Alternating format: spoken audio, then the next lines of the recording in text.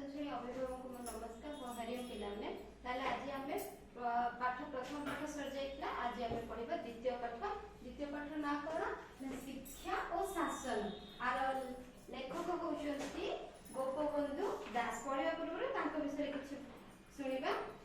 पंडित गोपबंधु दास पुरी जिला सुआंड ग्राम में 1877 ख्रीष्टाब्द अक्टोबर 9 तारीख में जन्मग्रहण करते।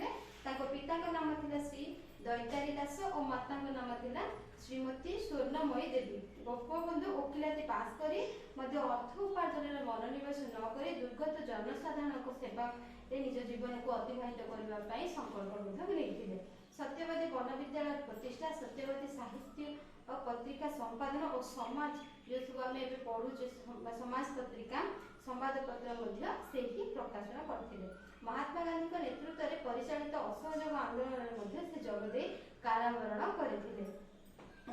बन्या और दुर्भिक्ष पीड़ित दिन दुखी मानकर मनीषर सेवक से गोपबंधु केवल ओडिशार ओडिया जातिर उन्नति निमंते व्यस्त होते से पूरा भारत तार उन्नति व्यस्त होते। तो तांको विषय से गोपबंधु 1928 मसीहा 28 ख्रीष्टाब्द जून मास 17 तारीख में शेष निश्वास त्याग करते। शिक्षा और शासन प्रबंध की ही एक प्रबंध अच्छी। तो चलो आम पढ़ा। देखो शिक्षा और शासन पाठ अच्छी शिक्षा और शासन अर्थ कौन ना शिक्षा आम जमी शासन क्षेत्र में जो राजनीतिक माने अच्छा शिक्षा से निहाती जमीक आम राजनीतिक मान कौन क्वालिफिकेशन ना से कौन पढ़ी ही एठाक आसीपर सेमती किसी ना।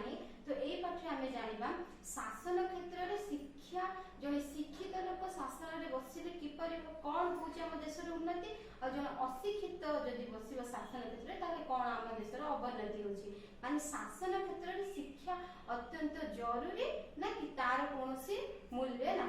पढ़ा कहारी आशंका शिक्षा शासन अंतराय कहार आशंका अच्छी शिक्षा शासन गोटे प्रतिबंधक जदि शिक्षा आसी जाए ताले शासन ठीक से हो पारे ना बोली एमती गोटे धारणा मनुष्य मन में रही।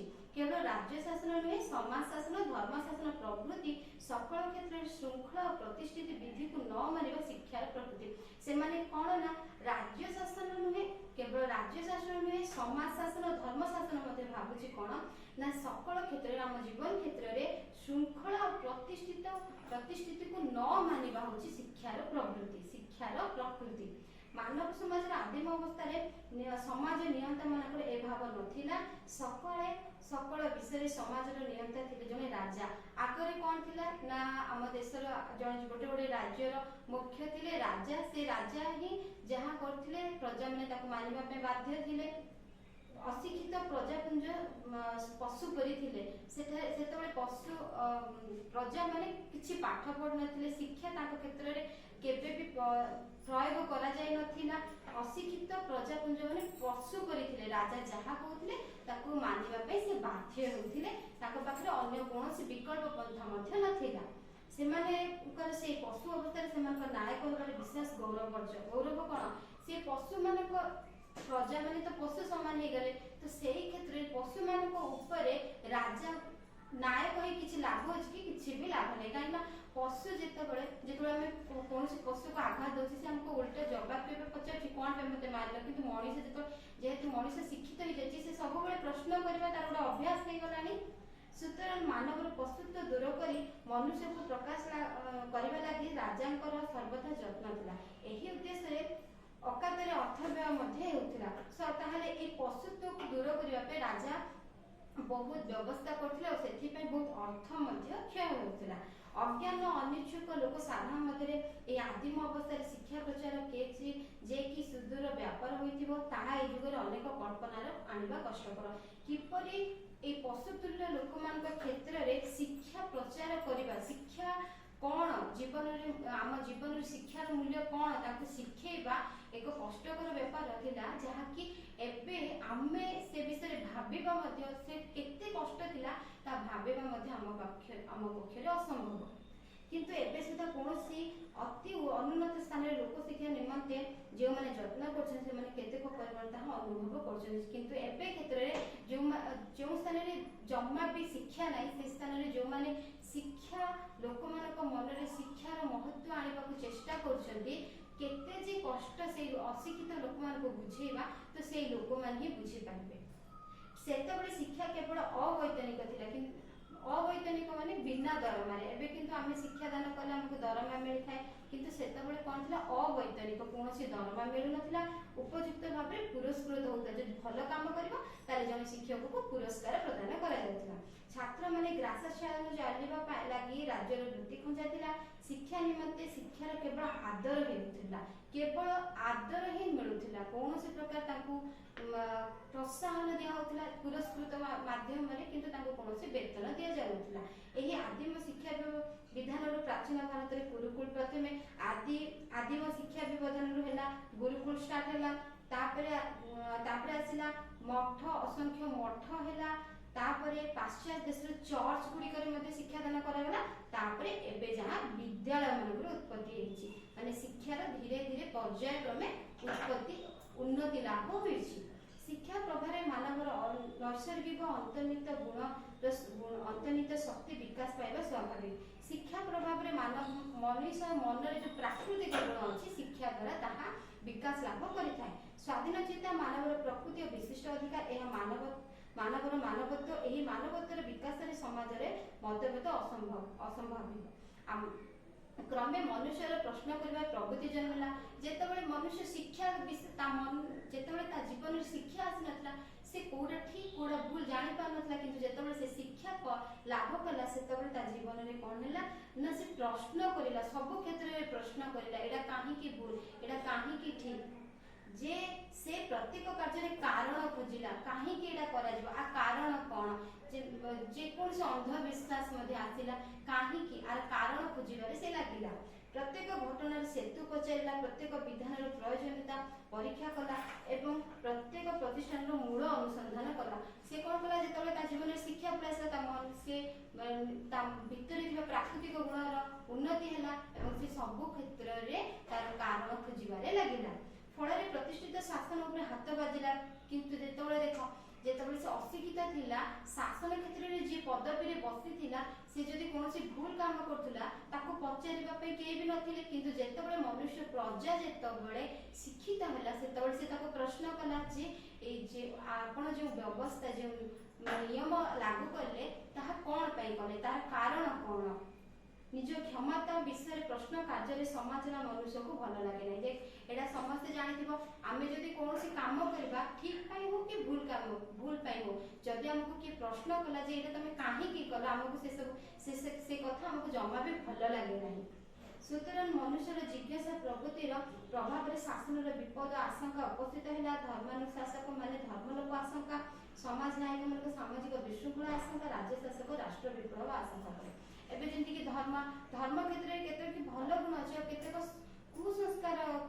कुसंस्कार मध्ये एबे प्रचलित अछि से माने कोन करले से माने कोन आशंका करे प्रजा माने जेते लोक माने शिक्षित होई गले से माने भाबिले हम धर्म लोक होई जिवो समाज रो नायक माने जो मान थिले समाज को जो माने चलाउथिले से माने भाबिले हम सामाजिक विशृंखला हेबो काहे कि ना जोटा नियम जदि हम नियम बेनियम रे जिबा ताले निश्चित शिक्षित लोक माने हमको प्रश्न करिवे और राज्य शासक मान राष्ट्र विप्लव आशंका देखा गला जोगे जोगे मानव इतिहास पुनरावृत्ति घटुची सहस्र सहस्र वर्ष पूर्वे भिन्न भिन्न देशर आदिम मानव समाज रे जे आशंका उपस्थित होइतिला आज मध्ये सुसभ्य मानव समाज रे सेही आशंका और शास्त्र नियमता मानवर जिज्ञासा प्रवृत्ति प्रति से भीति और दुरावर्ष प्रकाश पाउची स्थितिशीलता जगतर धर्म नुहे एबे देखो जो सब जो माने हम समाज रे जो माने शिक्षित जो माने शासन रो गादी रे बसी थिले से माने अशिक्षित जनसाधारण को पशुतुल्य व्यवहार करथिले एवं जनसाधारण स्थिति रे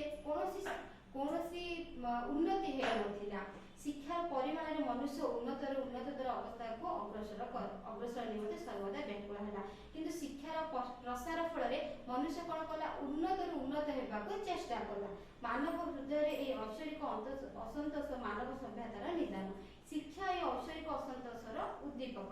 ମାତ୍ର ଅଳ୍ପାଧିକ ପରିମାଣରେ ସକଳ ଶାସନର ପ୍ରକୃତି ସ୍ଥିତିଶୀଳ। ସମାଜର ଉନ୍ନତି ପିପାସା ଦାବି ଅନୁରୂପ ଚରିତାର୍ଥ କରିବା ଲାଗି ଶାସନ ସବୁବେଳେ ପ୍ରସ୍ତୁତ ହୁଏ ନାହିଁ। ଦେଖ ଶାସନ ଗାଦିରେ ଯିଏ ବସିଥାଏ ସେ ସବୁବେଳେ ମନୁଷ୍ୟର ମାନବ ସମାଜର ଉନ୍ନତି ପାଇଁ ସେ କେବେ ମଧ୍ୟ ପ୍ରସ୍ତୁତ ନଥାଏ। ଯେ ସେ ନିଜର ହିଁ ଉନ୍ନତି ପାଇଁ ଚେଷ୍ଟା କରିଥାଏ, ମାନବର ଉନ୍ନତି ପାଇଁ ଏତେଟା ସେ ପ୍ରସ୍ତୁତ ନଥାଏ। ଫଳରେ ଶିକ୍ଷା ଓ ଶାସନ ମଧ୍ୟ ଉଣା ଅଧିକ ଟଣା ଆଗରେ ଲାଗିବ। ଯଦି ସେ ମାନବ କଲ୍ୟାଣ ପାଇଁ କିଛି କାମ କରିବନି, ଯେ ଶାସନବାଦୀରେ ବସିଥିବ, ତାହେଲେ ନିଶ୍ଚିତ ଭାବେ ଶିକ୍ଷିତ ଜନସାଧାରଣ ଏ ପ୍ରତି ସ୍ୱର ଉତ୍ତୋଳନ କରିବେ। କିନ୍ତୁ ଶେଷରେ କଣ ହେବ? ଶିକ୍ଷାର ହିଁ ଜୟ ହେବ। ପୁଣି ଶିକ୍ଷାର ଜୟ ହେଉଛି ଶାସନ ଜୟ। ତାହେଲେ ଏଥିରେ ଆମେ କଣ ଜାଣିଲେ ନା, ଯଦି ଆମେ ଶିକ୍ଷିତ ହେଇପାରିବା ତାହେଲେ ହିଁ ଶାସନବାଦୀରେ ବସିବା ଓ ଶାସନକୁ ମଧ୍ୟ ଠିକ ଭାବରେ ପରିଚାଳନା କରିପାରିବା। ଶିକ୍ଷା ଶାସନକୁ ଉନ୍ନତତର ଅବସ୍ଥାକୁ ଟାଣି ନିଏ, ମାତ୍ର ଶାସନ ଉପରେ ଏପରି ପ୍ରଭାବ ନଥିଲେ ମାନବ ସଭ୍ୟତା ଆଜି এই অবস্থাକୁ କଦାପି ଆସିନଥାନ୍ତା। ଯଦି ଶିକ୍ଷା ଶାସନକୁ ଉନ୍ନତ ଅବସ୍ଥାକୁ ଟାଣି ନିଏ।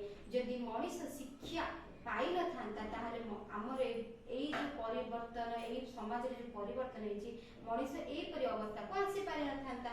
ଶାସନ ଉପରେ ଶିକ୍ଷାର এই କଲ୍ୟାଣକର ପ୍ରଭାବ ପୃଥିବୀର ସଭ୍ୟଜାତି ମାନେ ହୃଦୟଙ୍ଗମନ କରିପାରିଲେ, ଯେ ସଭ୍ୟଜାତି ମାନେ ଜାଣିପାରିଲେ ଯେ ଶାସନ କ୍ଷେତ୍ରରେ ଶିକ୍ଷା ନିତାନ୍ତ ଆବଶ୍ୟକ। ତେଣୁ ପ୍ରାୟ ସମସ୍ତ ପାଶ୍ଚାତ୍ୟ ସଭ୍ୟତା ଦେଶ ଏବଂ ଜାପାନରେ ଅବୈତନିକ ପ୍ରାଥମିକ ଶିକ୍ଷାର ବ୍ୟବସ୍ଥା ହୋଇଛି। ଯେପରିକି ପାଶ୍ଚାତ୍ୟ ଦେଶ ଜାପାନରେ ମଧ୍ୟ କଣ ପ୍ରଚଳନ ହେଲା ନା ଅବୈତନିକ ଶିକ୍ଷାଦାନ ପ୍ରଚଳନ ହେଲା। ବିନା ଦରମାରେ ସେମାନେ ଶିକ୍ଷାଦାନ କଲେ। ଏହି ବିଧାନ ଫଳରେ ଅର୍ଦ୍ଧ ଶତାବ୍ଦୀର ଉଣା ମଧ୍ୟରେ ଜାପାନ ଯେ ଫଳ ଲାଭ କରିଛି ପ୍ରାୟ ସମସ୍ତ ଶିକ୍ଷିତ ଭାରତବାସୀ ଜାଣନ୍ତି। ସମସ୍ତ ଭାରତବାସୀ ଏହା ମଧ୍ୟ ଜାଣିଛନ୍ତି ଯେ ଜାପାନ ଏକ ବିକାଶଶୀଳ ରାଷ୍ଟ୍ର। ସେ କଣ କରୁଛି ନା ଶିକ୍ଷା ପାଇ ବିକାଶ ଆଡକୁ ଗତି କରୁଛି। ଭାରତର ସକଳ ପ୍ରକାର ଉନ୍ନତିରେ ଲୋକସାଧାରଣଙ୍କ ନିରକ୍ଷରତା ଏବଂ ଜଡ଼ତା ପ୍ରଧାନ ଅନ୍ତରାୟ। ଗାଁ ପରିଷ୍କାର ଶିକ୍ଷିତ ଓ ଅଶିକ୍ଷିତ ମଧ୍ୟରେ କଣ ଫରକ ରହିଛି? ଗାଁ ପରିଷ୍କାର ରଖିବାକୁ କହିଲେ ଅଶିକ୍ଷିତ ଗ୍ରାମବାସୀ ଶୁଣନ୍ତି ନାହିଁ। ଗ୍ରାମରେ ଯଦି ଅଶିକ୍ଷିତ ଲୋକମାନେ ଥାଆନ୍ତି ତାହେଲେ ଗାଁକୁ ସଫା ରଖ ଏମିତି କହିଲେ ସେ କେବେ ଶୁଣନ୍ତି ନାହିଁ। କାହିଁକି ନା ପରିଷ୍କାର ରଖିଲେ କଣ ହୁଏ, ଅପରିଷ୍କାର ରଖିଲେ କଣ ହୁଏ, ସେ ଭିତରେ ତାଙ୍କ କୌଣସି ଧାରଣା ନାହିଁ। ସମବାୟ ଋଣ ପାଣ୍ଠି ଉଦ୍ୟମ ଏମାନଙ୍କ ମଧ୍ୟରେ ଆଶାନୁରୂପ ସଫଳ ହୋଇପାରୁନାହିଁ। ତେଣୁ ଯୋଉ ସବୁ ଉନ୍ନତିମୂଳକ କାର୍ଯ୍ୟ କରୁଛି, ଯୋଉ ସମବାୟ ଋଣ ପାଣ୍ଠି ଯେତେ ଉଦ୍ୟମ କଲେ ମଧ୍ୟ ଏଥିରେ ସଫଳ ହେଇପାରୁନି। ଟୀକା ଘେନିବା ଲାଗି ଏପର୍ଯ୍ୟନ୍ତ ଆପତ୍ତି ମଧ୍ୟ ଶୁଣାଯାଏ। ଜନସାଧାରଣଙ୍କ ଅଜ୍ଞାତ ହେତୁ ପ୍ରତ୍ୟେକ ସ୍ଥାନୀୟ ଶାସନକର୍ତ୍ତାଙ୍କର କେତେକ ସର୍ବିପ୍ରାପ ବ୍ୟର୍ଥ ହେଉଛି। ଜଳ ଅଶିକ୍ଷିତ ପ୍ରଜାପୁଞ୍ଜର ଶାସନରେ କିଛି କୃତିତ୍ୱ ନାହିଁ, ତହିଁରେ ଶାସନର ଗୌରବ ମଧ୍ୟ ନାହିଁ। ମାତ୍ର ସମୟରେ ବିପଦର ଆଶଙ୍କା ଶିକ୍ଷିତ ପ୍ରଜାମାନେ ଶାସନ ନୀତିରେ ଅସନ୍ତୁଷ୍ଟ ହେଲେ ଯେ ଆପତ୍ତି ବା ଆନ୍ଦୋଳନ କରନ୍ତି, ତାହା ବିଧିସଙ୍ଗତ ଓ ଶାସନ ଶୃଙ୍ଖଳାର ସୀମାବଦ୍ଧରେ ରହିଥାଏ। ଦେଖ ଯେମିତିକି ଆମର ଶିକ୍ଷିତ ଯଦି ମଣିଷ ଶିକ୍ଷିତ ହୁଏ ତାହେଲେ କଣ କରେ, ଯଦି ଅଶିକ୍ଷିତ ହୁଏ ମଣିଷ କଣ କରେ ସେ ବିଷୟରେ ଦେଇଛି। ତ ଆଜି ପାଇଁ ଏତିକି। ଆମେ ଶିକ୍ଷିତ ମାନେ କଣ କରିପାରନ୍ତି, ଅଶିକ୍ଷିତ ମାନେ କଣ କରିପାରନ୍ତି ଆମେ ନେକ୍ସଟ ଭିଡିଓରେ ପଢିବା।